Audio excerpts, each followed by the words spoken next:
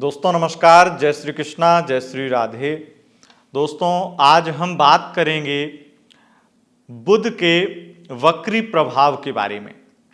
बुध वर्तमान में कर्क राशि में गोचर कर रहे हैं और कर्क राशि में गोचर करते हुए 18 जुलाई को ये वक्री हो जाएंगे।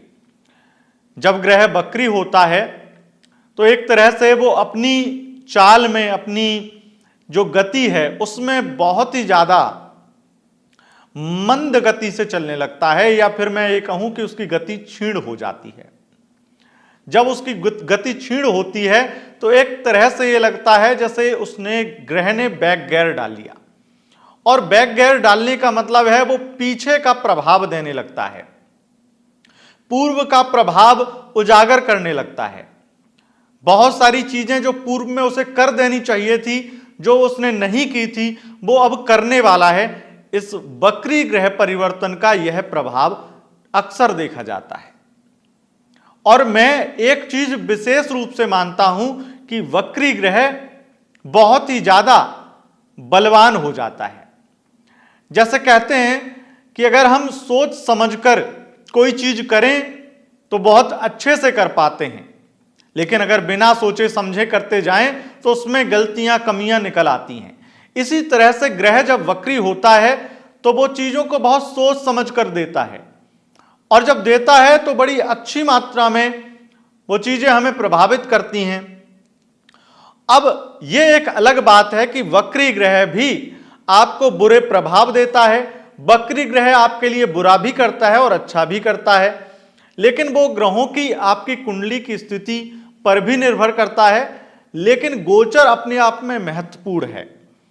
हम यहां पर आपको बताएंगे कि कर्क राशि के अंतर्गत 18 जुलाई 2025 को बुध वक्री होंगे और 11 अगस्त 2025 को मार्गी होंगे। तो जब तक वक्री रहेंगे, 18 जुलाई से 11 अगस्त तक जब तक वक्री रहेंगे बुध, तब तक आपकी राशि को क्या कुछ देंगे मैं आपको बता दूं।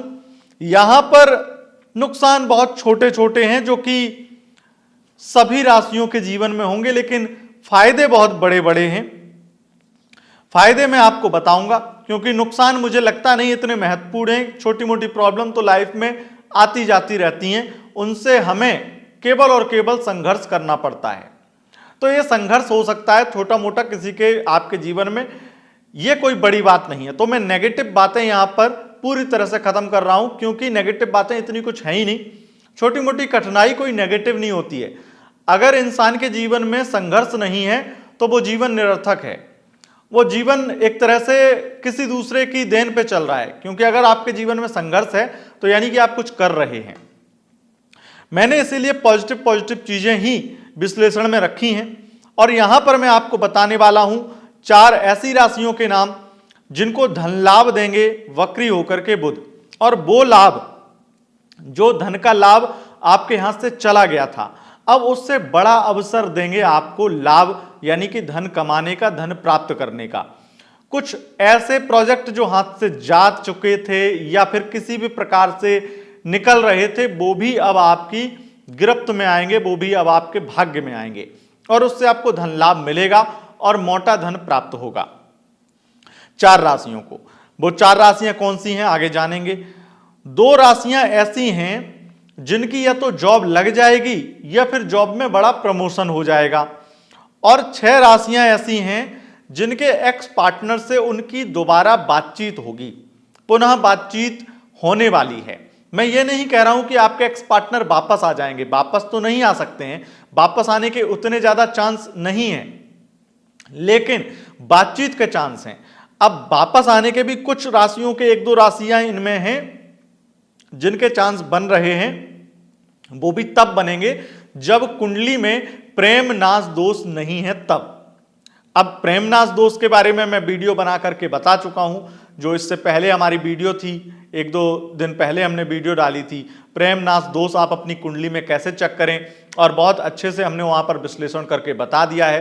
तो आप अगर वो वीडियो नहीं देखे हैं तो आई बटन पर लिंक दे दूंगा, या फिर आपको एंड स्क्रीन पर मिल जाएगा, जहां पर आप विस्तार से जान पाएंगे कि आपकी कुंडली में प्रेम नाश दोष है या नहीं। अगर प्रेम नाश दोष है तब तो आपकी लाइफ में वापस नहीं आएंगे, लेकिन इनमें एक दो राशियां ऐसी हैं 6 राशियों में से जिनकी अगर कुंडली में प्रेमनाश दोष नहीं है तो उनकी लाइफ में वापस आ जाएंगे।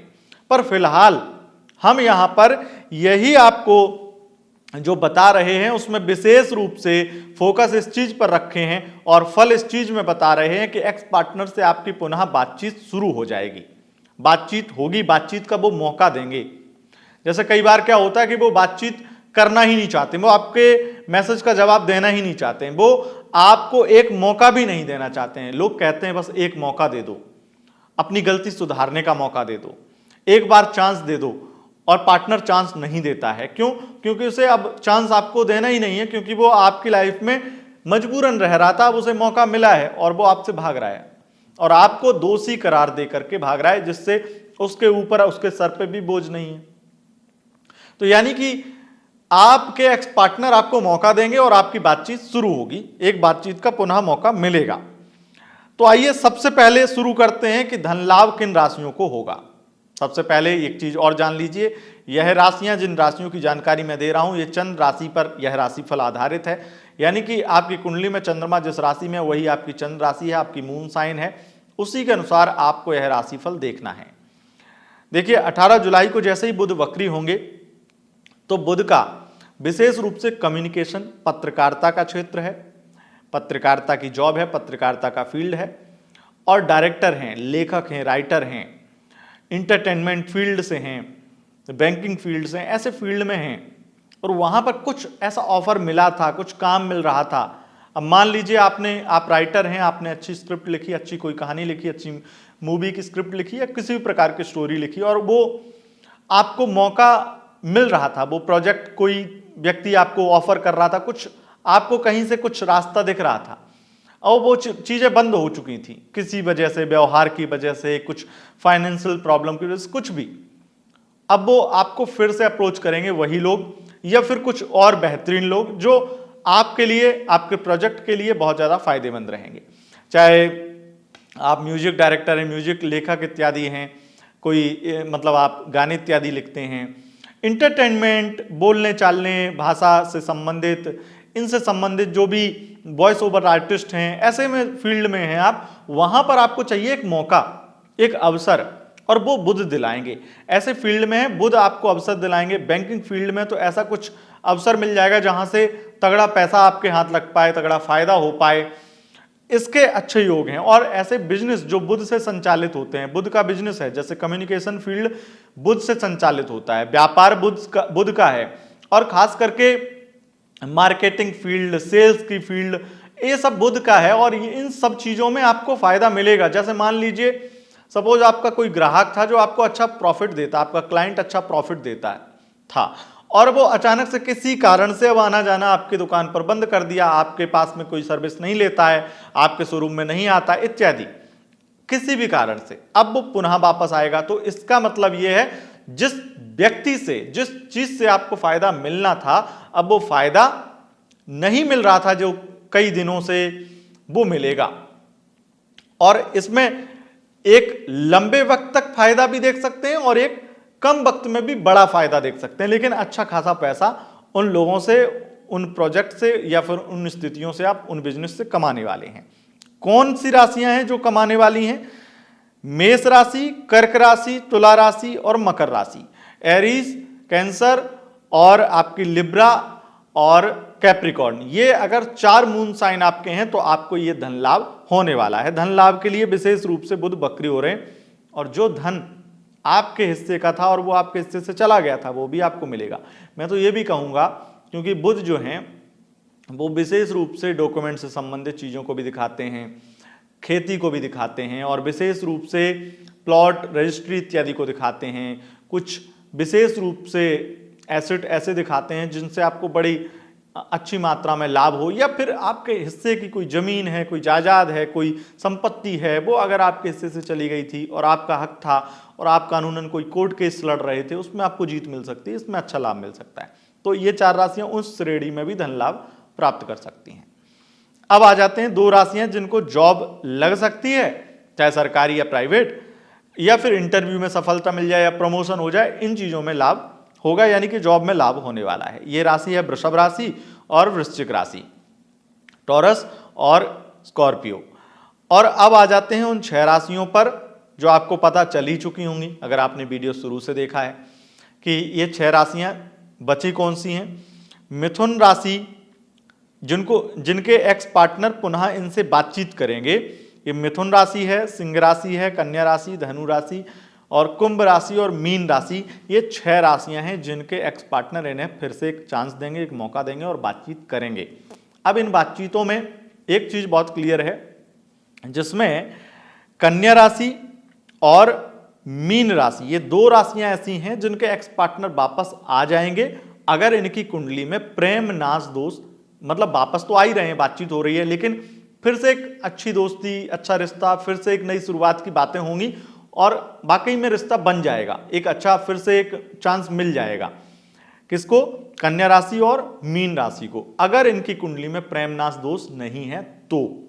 अब प्रेमनाश दोष कैसे देखना है अपनी कुंडली में? सिंपल है, बहुत सरल है। आप अपनी लग्न कुंडली, नवमांश कुंडली में देख सकते हैं प्रेमनाश दोष, और उसके लिए आपको हमारी वीडियो पूरी देखनी पड़ेगी। वीडियो का लिंक आपको या तो एंड स्क्रीन पर दिख रहा होगा या फिर आपको आई बटन पर मिल जाएगा, जिससे आप प्रेमनाश दोष की वीडियो देख सकते हैं।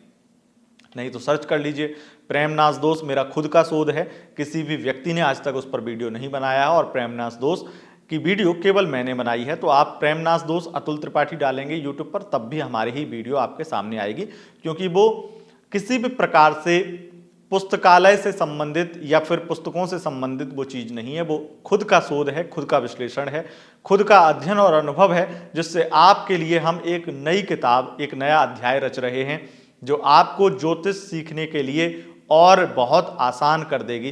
तो वो किताब रचने के लिए ऐसे कई योग, कई ऐसे खुद के शोध हैं जो मैं लगातार कंप्यूटर पर लिखता जा रहा हूं, और जब एक किताब बन जाएगी तो वो आपके समक्ष आएगी और उससे आप बहुत आसानी से बहुत गहरी बातें जान पाएंगे।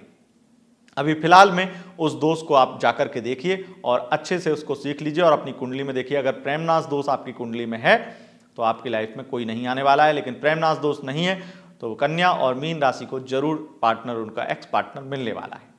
दोस्तों बहुत बहुत धन्यवाद। अगर वीडियो पसंद आए इस वीडियो को लाइक शेयर कमेंट जरूर करें। बहुत बहुत धन्यवाद।